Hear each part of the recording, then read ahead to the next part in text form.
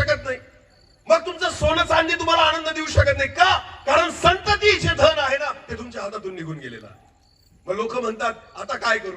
हे घर कोणासाठी, ही गाडी कोणासाठी, हा पैसा कोणासाठी? का? कारण मुलं हातातून निघून गेली, मुलं व्यसनाधीन झाले, मुलं सैतानाच्या आहारी निघून गेले. प्रियांनो, म्हणून बायबल सांगतं संतती ही परमेश्वराने दिलेलं धन आहे.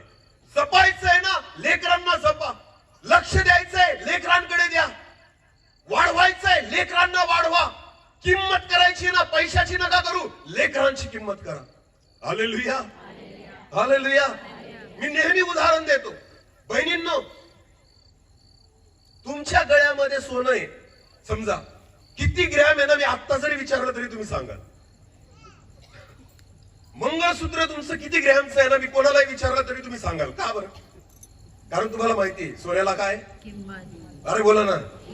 दरवर्षी 1 ग्रॅम सोनं वाढवतात बहिणी मंगळसूत्रामध्ये. त्यांना माहिती आहे 1 तोळ्याचं आहे का 2 तोळ्याचं आहे. तुमच्या मुलाचं वजन विचारलं तर सांगता येईल का तुम्हाला?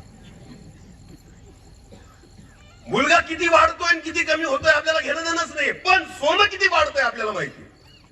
सोन्याचे भाव किती वाढतायत हे आपल्याला माहितीये. मी किती ग्रॅम सोनं माझ्या घरामध्ये लपवून ठेवलेलं हे मला माहितीये, पण लेकराचं वजन किती झालं मला माहिती. अरे बोला ना. मग आपल्यासाठी धन कोणतं आहे? लेकर का सोनं? कारण डिटेल कोणाची माहिती आहे आपल्याला? जास्त माहिती कोणाबद्दल? लग्नापुरतं, कार्यक्रमापुरतं सोनं गळ्यात घालून फिरतात बहिणींनो, बरोबर आहे ना? नंतर कुठे काढून ठेवतात? कुठे काढून ठेवतात? कुठे ठेवतात त्याला?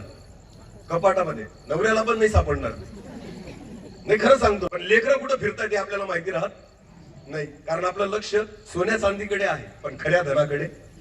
लेकरं कुठं भटकताय आपल्याला नाही माहिती. लेकरं कोणाच्या घरी जात आहेत आपल्याला नाही माहिती.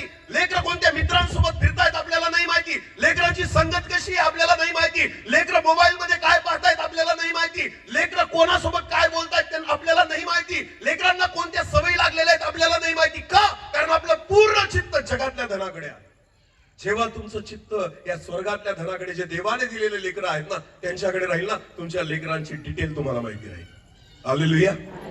तुमची लेकरं काय करतात ह्या प्रत्येक गोष्टींकडे तुमचं लक्ष राहील. कारण नीट लक्ष द्या, तुम्ही सगळं जग मिळवलं आणि जगातला पैसा आणि धन मिळवलं ना, आणि लेकरं हातातून गेले ना, रडण्याशिवाय दुसरा पर्याय नाहीये. रडण्याशिवाय दुसरा पर्याय नाहीये. म्हणून बायबल म्हणतं परमेश्वर आज तुम्हाला आणि मला आठवण करून देतोय की तुमची लेकरं जी आज तुमच्याकडे आहे ना, ही परमेश्वराने दिलेलं काय आहे? पैसा हा देवाने दिलेला धन नाहीये. संपत्ती ही परमेश्वराने दिलेला